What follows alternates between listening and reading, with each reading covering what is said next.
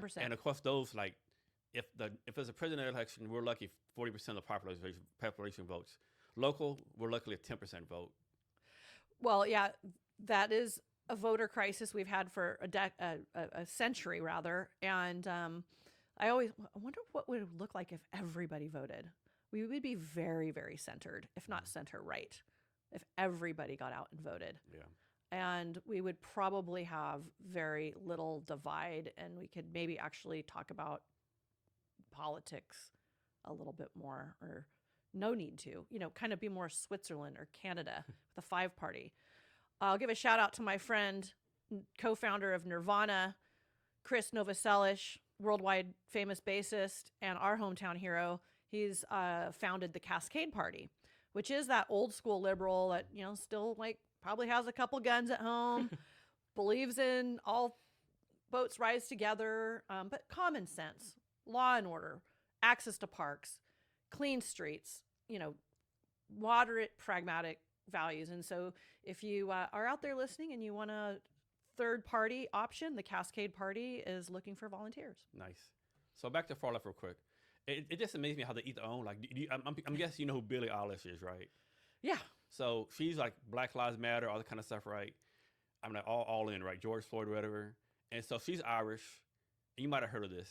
So she's doing a war tour, and she's Irish, never been to Ireland. So she did a tour in Dublin, Ireland, right? And while there, she made a statement, "I'm so happy here to be with my people." And she got blasted by the left. What do you mean your people, blah, blah, blah. And they try to cancel, like, man, this lady is on your side. Like, she's ride or die for you. And because she said she was happy to be around her, basically her genetical people, right? You want us to cancel her, right? Yeah, there is definitely to each your own. I mean, God, there was an example the other day. I mean, if her policies for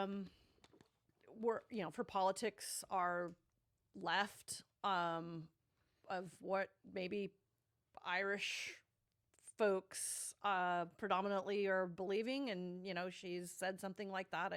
I barely heard that story, but I can tell you for myself, this, like, eat your own. I mean, gosh, I have had some friends like, oh, well, you're no longer quite enough of a liberal for me, or you're rolling with so and so, and I saw him rolling with the Christians. Well, okay, when did we not become affiliated with anybody that affiliated differently with you in all elements? I always say when you go to a restaurant and it's a Greek restaurant and you really love lamb but you don't like eggplant, you don't order the eggplant. You just say, I don't like eggplant. I like lamb and I like hummus and I like garbanzo beans and I like all those things. But you don't say, fuck that restaurant, man. They had fucking eggplant on it. Cancel them. Rawr, break their windows. How dare they? And that eggplant was grown by a Catholic Christian, bigot, because they also liked something that they liked, literally something on Facebook that was from a Republican who's they throw it's just like, stop. Isn't that crazy? Like, you like a post on Twitter like X like 10 years ago and they bring it back on you. It's just insanity to me.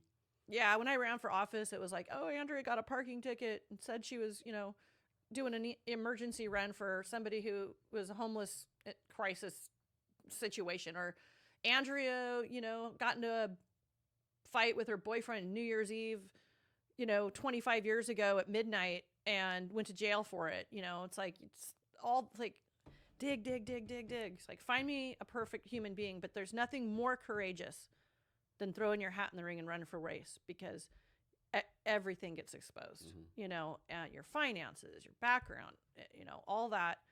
And that's, I think, why people don't run and they don't vote. They don't want the drama.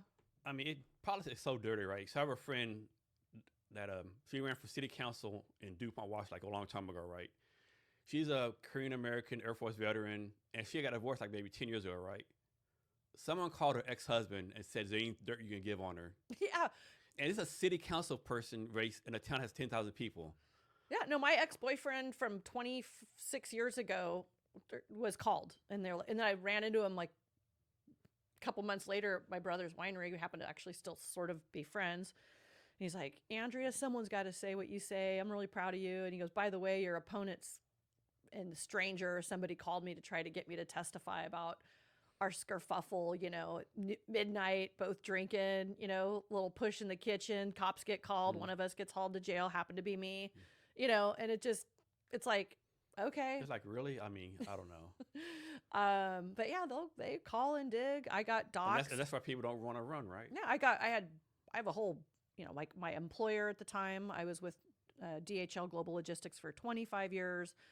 Have everything I have in my life, was fortunate to have a very good career. And you retired from DHL? I kind of soft retired when I started this, and then I ran for office, and my numbers kind of dropped, and then they kind of came back up, and then they're like, Andrea, we're laying off people, and you didn't, you made the cut, or you didn't make the cut. And I was like, I get it, I'm out, But I was a very good career. Everything was on good terms. And what did you do for them again? I worked for a startup as a general manager, and then that company got bought out, and I went into sales. And so I was by and large an outside sales person that sold direct to consumer small parcels. So if you went online to buy this little glass, it would ship into your mailbox. I was the provider that sold you the shipping and the label and handled your where's my package calls.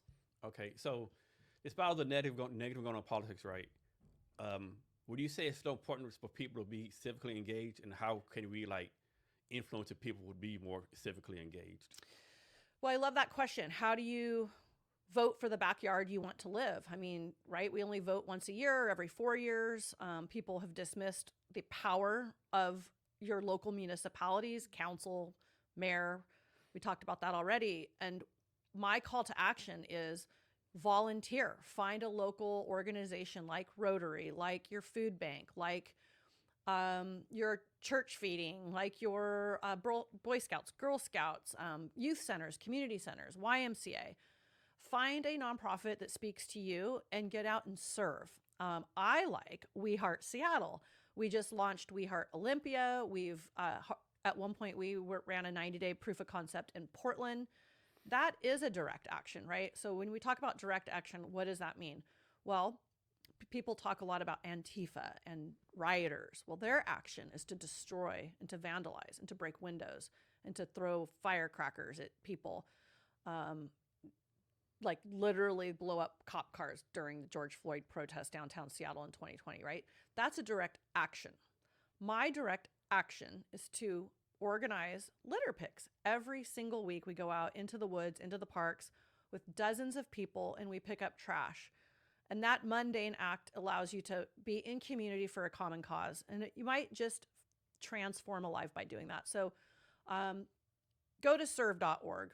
Volunteering can mean a lot of things for a lot of different people. Maybe your secret superpower is web design. Find out if a nonprofit needs somebody to have a facelift for their website, or you're a finance guy and somebody needs a pro bono accountant. I have a pro bono attorney that helps out We Heart Seattle. So don't think like, oh, gross, I don't like trash. Think about what is your superpower and your God-given gift. Your podcast, Jason, is a direct action, right? To help get out messages and bring awareness to headline conversations. And so thank you for doing this, because it helps educate, it helps bring inspiration and hope back to communities that the best way you can make a difference is absolutely vote, but also get out and find that, humane society. People love animals, can be whatever it is that individual person's passion. So back to Antifa fast. Did you see where Jimmy Kimmel on his show said Antifa does not exist? Hold on one second. Let me take a sip of this water. I really? Well, this is a 3-hour conversation in and itself. So Antifa means anti-fascist, right? Of course. Who's pro-fascism? I'm not. But it's sort of like calling people a patriot. That means, you're this conservative, flag waving, big truck driving, gun toting. Like somehow we've really even kind of hijacked that a patriot is this ultra proud boy, right? And then over here you've got, which of course that's so dumb. We're all patriots. We vote. We love America.